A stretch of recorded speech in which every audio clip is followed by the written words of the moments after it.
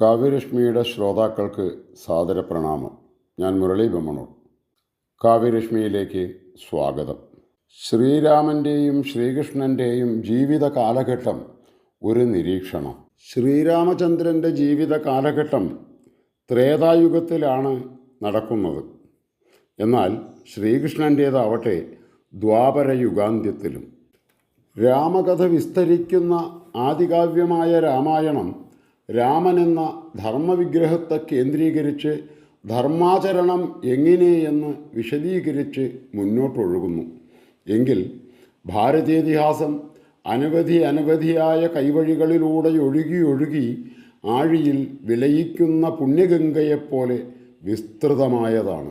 ഗംഗയുടെയും അതിൻ്റെ കൈവഴികളുടെയും ഇരുകരകളിലുള്ളതും അല്ലാത്തതുമായ ജനപഥങ്ങളുടെ ദ്വാപരത്തിലെയും അതിനു മുൻപുണ്ടായിരുന്നതുമായ കാലത്തെയും ജനസാമാന്യങ്ങളുടെ ജീവിതഗന്ധം തുടിക്കുന്നതാണ് പഞ്ചമവേദമെന്ന് പുകൾപെറ്റ ഭാരതേതിഹാസം.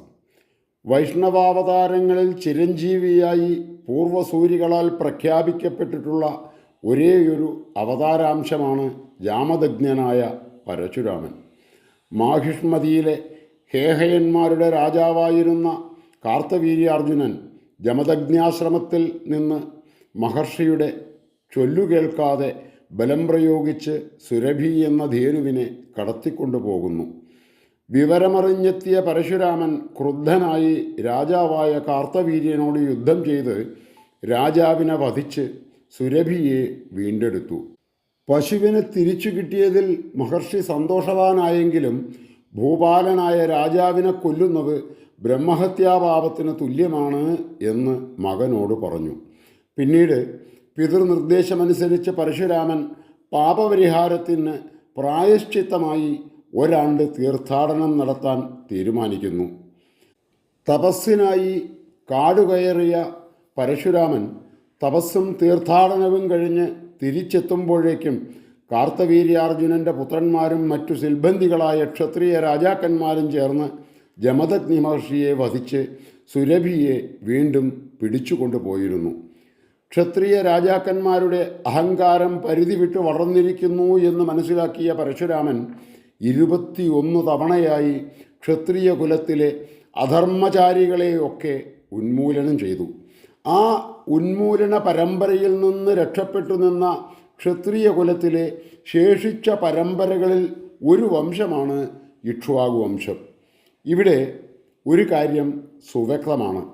അധർമ്മ പ്രവൃത്തികളിൽ ഏർപ്പെട്ട ഭരണകർത്താക്കളെ ഉന്മൂലനം ചെയ്ത് രാജ്യത്ത് പ്രജാക്ഷേമം ഉറപ്പാക്കിയ ശേഷമാണ് പരശുരാമൻ ശ്രീരാമചന്ദ്രന് ദർശനം നൽകുന്നത്. അതും സീതാസ്വയംവരം കഴിഞ്ഞ് സീതാസമേതനായി രാജഗുരുവിൻ്റെയും പിതാവായ ദശരഥ മഹാരാജാവിൻ്റെയും ഭ്രാതാക്കളുടെയും ഒപ്പം അയോധ്യയിലേക്ക് മടങ്ങുമ്പോൾ മാർഗമധ്യേയാണ് തടഞ്ഞു നിർത്തി ആദ്യം ശകാരവാക്കുകൾ ചൊരിഞ്ഞ് ക്രുദ്ധനായി ചൊടിച്ചാക്ഷേപിക്കുന്നത്. അതിനുള്ള കാരണമാവട്ടെ രാമൻ ശൈവചാപം മുറിച്ചെന്ന കാരണം പറഞ്ഞുകൊണ്ടായിരുന്നു. തുടർന്ന് ശ്രീരാമനും വൈഷ്ണവ പ്രഭവനാണെന്ന് മനസ്സിലാക്കി വരുംകാലത്ത് ധർമ്മരക്ഷയ്ക്കായി വൈഷ്ണവചാപം ശ്രീരാമന് നൽകി തപസ്സിനായി ഹിമാലയ സാനുക്കളിലേക്ക് യാത്രയാവുന്നു. ശ്രീരാമചന്ദ്രൻ്റെ ജീവിത കാലഘട്ടത്തിൽ ആദ്യത്തെ ശൈശവ ബാല്യകാലങ്ങൾ കഴിഞ്ഞ് കൗമാരത്തിലേക്ക് പ്രവേശിക്കുന്നതുവരെ രാജധാനിയിലെ സകല സുഖങ്ങളും ആസ്വദിച്ചുകൊണ്ടുള്ള വിദ്യാഭ്യാസ കാലഘട്ടമായിരുന്നു. ശേഷമാണ് വിശ്വാമിത്ര മഹർഷി യാഗരക്ഷയ്ക്കായി സിദ്ധാശ്രമത്തിലേക്ക് രാജകുമാരന്മാരെ തൻ്റെയൊപ്പം അയക്കണമെന്ന് അഭ്യർത്ഥിക്കുന്നതും മഹർഷിക്കൊപ്പം രാമലക്ഷ്മണന്മാരെ അയക്കുന്നതും. അയോധ്യാകാന്ഡം മുതൽ ശ്രീരാമ പട്ടാഭിഷേകം വരെയുള്ള കാലഘട്ടത്തിനിടയിൽ രാമലക്ഷ്മണന്മാർ ക്ഷത്രിയ രാജാക്കന്മാരോടോ മറ്റു ജനപഥങ്ങളിലെ രാജാക്കന്മാരോടോ യുദ്ധം ചെയ്യുന്നതായി എങ്ങും വിവരിച്ചു കാണുന്നില്ല. എന്നാൽ മഹർഷിക്കൊപ്പം യാത്രയായതു മുതൽ രാമരാവണ യുദ്ധം കഴിഞ്ഞ് പട്ടാഭിഷേകം വരെയുള്ള കാലയളവ് വരേക്കും രാമനും സോദരന്മാർക്കും രാക്ഷസന്മാരുമായാണ് പോരടിക്കേണ്ടി വന്നിട്ടുള്ളത്. ഇതിൽ നിന്ന് വ്യക്തമാകുന്നത് പരശുരാമനാൽ സജ്ജമാക്കപ്പെട്ട ധർമ്മരാഷ്ട്രത്തിൽ പ്രജാപാലനം നടത്തുകയേ വേണ്ടിയിരുന്നുള്ളൂ രാമന്. അതിന് വിഘാതം സൃഷ്ടിച്ച് നിന്നിരുന്ന അധാർമിക വൃത്തികളായിരുന്ന രാക്ഷസന്മാരെയും അവരുടെ തലയാളിനെയും പാർശ്വവർത്തികളെയും ഉന്മൂലനം ചെയ്യേണ്ടിയും വന്നു. അധമവൃത്തിയായ രാവണനെ വധിക്കുക എന്നതിൽ കവിഞ്ഞ് രാക്ഷസ വംശോന്മൂലനം രാമൻ്റെ പദ്ധതിയേ ആയിരുന്നില്ല. ത്രേതായുഗ കാലഘട്ടത്തിലെ നിയമമനുസരിച്ച് യുദ്ധത്തിൽ ജയിച്ച രാജാവിന് അധീനമാണ് തോറ്റ രാജാവിൻ്റെ രാജ്യവും പ്രജകളും സമ്പത്തും എല്ലാം. എന്നാൽ രാമൻ ലങ്ക തൻ്റേതാണ് എന്ന് സ്ഥാപിക്കാതെ വിഭീഷണനെ അവിടുത്തെ രാജാവാക്കി വാഴിക്കുകയാണ് ചെയ്തത്. ഭാരതേതിഹാസത്തിലെ നെടുനായക സ്ഥാനം വഹിച്ചിരുന്നത് കൃഷ്ണനാണെന്നത് അവിതർക്കിതമാണല്ലോ.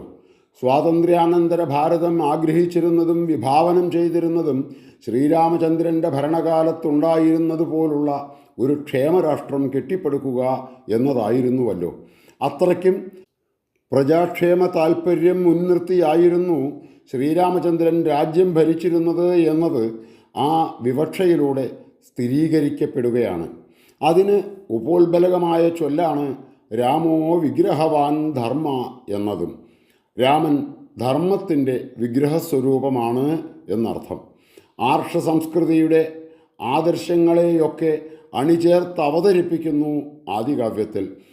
രാമായണ കാലഘട്ടത്തിനു മുൻപും ഇവിടെ സജ്ജന സുസമ്മതിയാർജിച്ച ഒരു ജനതതി വാണിരുന്ന ഇടമായിരുന്നു ജംബൂദ്വീപത്തിലെ പ്രധാന ഉപദ്വീപായിരുന്ന ഭാരതഖണ്ഡം എന്നത് വിശ്രുതമായ വസ്തുതയാണ്.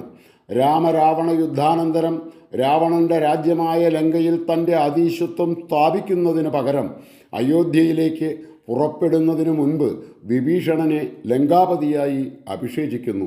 മാത്രമല്ല, തൻ്റെ കാലടിയിൽ പറ്റിയ ഒരു ധൂളി പോലും അയോധ്യയിൽ എത്തരുത് എന്ന് രാമചിന്തയുടെ ധാർമ്മിക ചിന്തയ്ക്ക് തുല്യം മറ്റെന്താണുള്ളത്?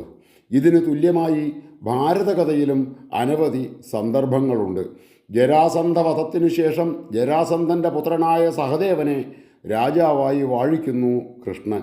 ശിശുപാല വധത്തിനു ശേഷം ചേതിയിലെ രാജാവായി ശിശുപാലപുത്രൻ മഹിപാലനെ രാജാവായി വാഴിക്കുന്നു. വർത്തമാനകാലത്തെ ആധുനിക ശാസ്ത്രത്തിൻ്റെ നിഗമനമനുസരിച്ച് രാമകൃഷ്ണന്മാരുടെ ജീവിതകാലങ്ങൾ തമ്മിലുള്ള ദൈർഘ്യം ഏകദേശം 1000 വർഷങ്ങളാണെന്നാണ് പറയപ്പെടുന്നത്. പൂർണ്ണ സ്ഥിരീകരണമല്ല. എന്നാൽ ആർഷഗണന അനുസരിച്ചുള്ള യുഗഗണനയുമായി ഇതിന് ഒട്ടും സാമ്യമേയില്ല. കടലിനടിയിൽ വിസ്മയമായി ഇന്നും നിലനിൽക്കുന്ന കൃഷ്ണകാലഘട്ടത്തിൽ നിർമ്മിതമായ ദ്വാരകാപുരിയെക്കുറിച്ചുള്ള ആധുനിക ഗവേഷകരുടെ കണ്ടെത്തലുകളും രാമസേതുവിനെക്കുറിച്ചുള്ള ഗവേഷണങ്ങളും പഠനങ്ങളുമെല്ലാം ഇനിയും ശരിയായതും സത്യമായതുമായ വസ്തുതകളിലേക്ക് വെളിച്ചം വീശുമെന്ന് ഭാവിയിലെങ്കിലും നമുക്ക് പ്രത്യാശിക്കാം. രാമൻ്റെ കാലഘട്ടത്തിൽ നിന്നും കൃഷ്ണൻ്റെ കാലത്തെത്തുമ്പോഴേക്കും ക്ഷത്രിയ ഗണങ്ങളിൽ വീണ്ടും ധർമ്മവൈകൃതം ക്രമാതീതമായി വർദ്ധിച്ചു എന്ന് വേണം കരുതാൻ. അതിന് ഉപോത്ബലകമായി ചൂണ്ടിക്കാണിക്കാവുന്ന അനവധി സന്ദർഭങ്ങളെ ഉദാഹരണമായി ചൂണ്ടിക്കാട്ടാനാകും. ഭാരതകഥയിൽ അതിലൊന്നാണ് ദൂതിനായി കൗരവസഭയിലെത്തിയ കൃഷ്ണൻ ദുര്യോധനനെ നിർത്തിക്കൊണ്ട് തന്നെ ധൃതരാഷ്ട്രരോട് പറയുന്നു, അധികാര ദുർമതത്തിൽ പെട്ടുപോയ മകനെ പുത്രസ്നേഹം മാറ്റി നിർത്തി ഇപ്പോൾ രാജാവെ അങ്ങ് നിയന്ത്രിക്കണം എന്ന്, അല്ലെങ്കിൽ അങ്ങേക്കും എൻ്റെ സ്ഥിതി വരും എന്ന്. എന്താണ് എൻ്റെ സ്ഥിതി എന്നതുകൊണ്ട് കൃഷ്ണൻ ഉദ്ദേശിച്ചിരിക്കുക? അധർമ്മിയായ സ്വന്തം അമ്മാവനായ കംസനെയും മറ്റൊരു അമ്മായിയുടെ മകനും സഹോദരീസ്ഥാനീയനുമായ ശിശുപാലനെയും കൃഷ്ണന് വധിക്കേണ്ടി വന്നു. അതിനു തുല്യം മകനും മൃതിക്കു കീഴടങ്ങുന്നത് കാണേണ്ട ഗതികേട് രാജാവെ അങ്ങയ്ക്കും വരാതിരിക്കണമെങ്കിൽ പിടിച്ച് ജയിലിലടച്ചിട്ടായാലും മകനെ രക്ഷിക്കാനാവും എന്നതല്ലേ കൃഷ്ണൻ അവിടെ സൂചിപ്പിച്ചത്? അതിന് അന്ധഭൂപതി തയ്യാറാവാതിരുന്നതിൻ്റെ ഫലമായിരുന്നു ഭാരതയുദ്ധവും 100 മക്കളുടെയും ജ്ഞാതിവർഗത്തിൻ്റെ മുഴുവൻ മരണവും. ഭാരതത്തിൽ ശ്രീരാമകാലത്തിനു ശേഷം വളർന്നു വന്നതായ ധർമ്മവൈകൃതങ്ങൾക്ക് പരിഹാരമായിട്ടാണ് അന്ന് ഗണരാജ്യങ്ങളിൽ നിലനിന്നിരുന്ന നീതിന്യായ വ്യവസ്ഥകളിൽ നിന്ന് തീയതെല്ലാം ഉപേക്ഷിച്ച് നല്ലതു മാത്രം അരിച്ചു പെറുക്കി സ്വീകരിച്ച് പുതിയ ഒരു ഭരണവ്യവസ്ഥ ഇന്ദ്രപ്രസ്ഥത്തിൽ പാണ്ഡവരെ മുൻനിർത്തി കൃഷ്ണൻ രൂപപ്പെടുത്തിയത്. ദ്വാപരാനന്തരം കലിയുഗത്തെ കൂടി മുന്നിൽ കണ്ടുകൊണ്ടാണ് കൃഷ്ണൻ അതു ചെയ്തത് എന്നതിൻ്റെ നിദർശനമാണ് ഇന്നും ഭാരതത്തിൻ്റെ ഭരണസിരാകേന്ദ്രം ഇന്ദ്രപ്രസ്ഥം എന്ന പേരിൽ അറിയപ്പെടുന്നത്. അയോധ്യ എന്ന പേർ പുനർനാമകരണം ചെയ്യപ്പെട്ടതുപോലെ ഡൽഹി ഇന്ദ്രപ്രസ്ഥമെന്ന് പുനർനാമകരണം ചെയ്യപ്പെടാനും സാധ്യത ഏറെയുണ്ട്. മുൻ സൂചിപ്പിച്ച ശ്രീരാമൻ്റെ ശൈശവ ബാല്യങ്ങളിൽ നിന്നും വ്യത്യസ്തമായ ഒരന്തരീക്ഷത്തിലാണ് കൃഷ്ണൻ്റെ ജനനം തന്നെ ശത്രുവിൻ്റെ പാളയത്തിലെ തടവുമുറിയിൽ. ജനിച്ച നാളിൽ തന്നെ മാതാപിതാക്കളിൽ നിന്നും അകറ്റപ്പെടുന്നു. അധികം താമസിയാതെ ഒരു നീണ്ട ശത്രുനിര തന്നെ കൃഷ്ണനെ വധിക്കാനായി പുറപ്പെട്ടെത്തുന്നു. കംസവധോദ്ദേശത്തോടുകൂടി മധുരയിലേക്ക് പുറപ്പെടുന്നതുവരെയുള്ള കൃഷ്ണൻ്റെ ഗോകുലവാസ കാലത്ത് ആപത്തിൽ നിന്ന് സുരക്ഷയ്ക്ക് വേണ്ടിയുള്ള രാക്ഷസോന്മൂലനം മാത്രമേ കാണാനാവൂ. എന്നാൽ കംസവധത്തോടെ ദിശ മാറുന്നു. വളർന്നുമുറ്റിയ ക്ഷാത്രവൈകൃത നാശം തുടങ്ങേണ്ടത് തൻ്റെ ബന്ധുജനങ്ങളിൽ നിന്നു തന്നെയാണ് എന്ന് കൽപ്പിച്ച് അമ്മാവനായ കംസനെ കൊന്ന് അതിനും തുടക്കം കുറിച്ചു. പിന്നീട് അങ്ങോട്ട് മഹാഭാരത യുദ്ധാന്ത്യം വരെയും ആ പ്രക്രിയ തുടർന്നു.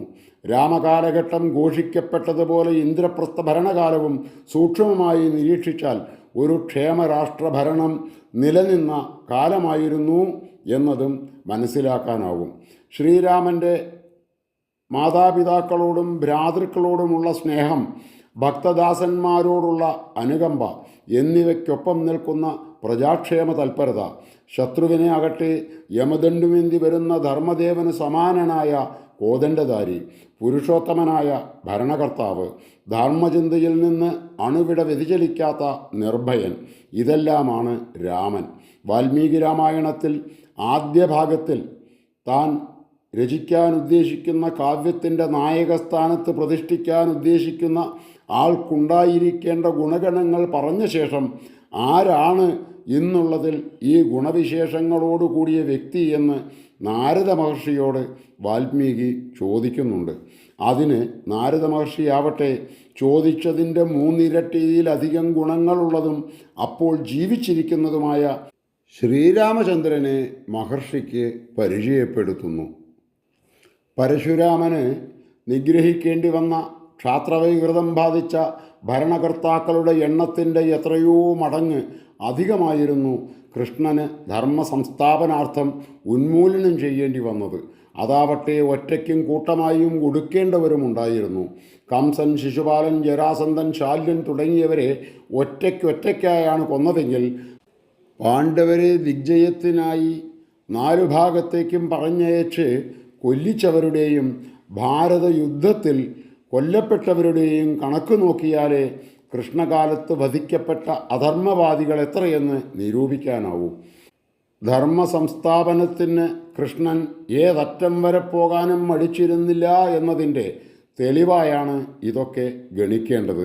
കൂടാതെ കൗരവ സദസ്സിലേക്ക് ദൂതനായി താൻ തന്നെ പോകാമെന്നേറ്റതും പാർത്ഥൻ്റെ സാരഥിയായി സൂതനായി താൻ തന്നെ വരാമെന്ന് സമ്മതിച്ചതും 2 ഘട്ടങ്ങളിൽ ഭീഷ്മവധത്തിനായി ഉദ്യമിച്ചതും രാജസൂയ മഹവേദിയിൽ വെച്ച് അച്ഛൻ പെങ്ങളുടെ മകനായ ശിശുപാലനെ വധിച്ചതും മറ്റനവധി സന്ദർഭങ്ങളും അതിന് ഉപോത്ബലകമായുണ്ട്. കലിയുഗത്തിൻ്റെ യുഗശില്പിയാണ് കൃഷ്ണൻ. ഭാരതം പല അധിനിവേശ ശക്തികളുടെ ഭരണത്തിൻ കീഴിൽ അമർന്നിട്ടും ഇന്നും സത്വം നഷ്ടപ്പെടാതെ നിലനിൽക്കുന്നുണ്ട് എങ്കിൽ അതിന് കാരണമായി നിലകൊള്ളുന്നത് ആദികാവ്യമായ രാമായണ സത്തയും ഭാരതേതിഹാസ സത്തയും ആസേതു ഹിമാചലം വരെയുള്ള ജനപദങ്ങൾ സ്വീകരിച്ച ഹൈന്ദവീയമായ വേദപുരാണേതിഹാസങ്ങളും ഉപനിഷത്തുക്കളും ശാസ്ത്രങ്ങളുമാണ്. അവയെ നമ്മൾക്കാകും വണ്ണം പ്രചരിപ്പിച്ച് അതിലൂടെ ലോകനന്മയ്ക്കുപകരിക്കും വിധമുള്ള ഒരു തലമുറയെ സജ്ജമാക്കുന്ന യജ്ഞത്തിൽ നമുക്കും പങ്കാളികളാവാം. എങ്കിലേ അഖണ്ഡഭാരതം എന്ന പൂർവീക സാക്ഷാത്കാരത്തിലേക്ക് നമുക്ക് എത്തിപ്പെടാനാവുകയുള്ളൂ. ഏവർക്കും നമസ്തേ.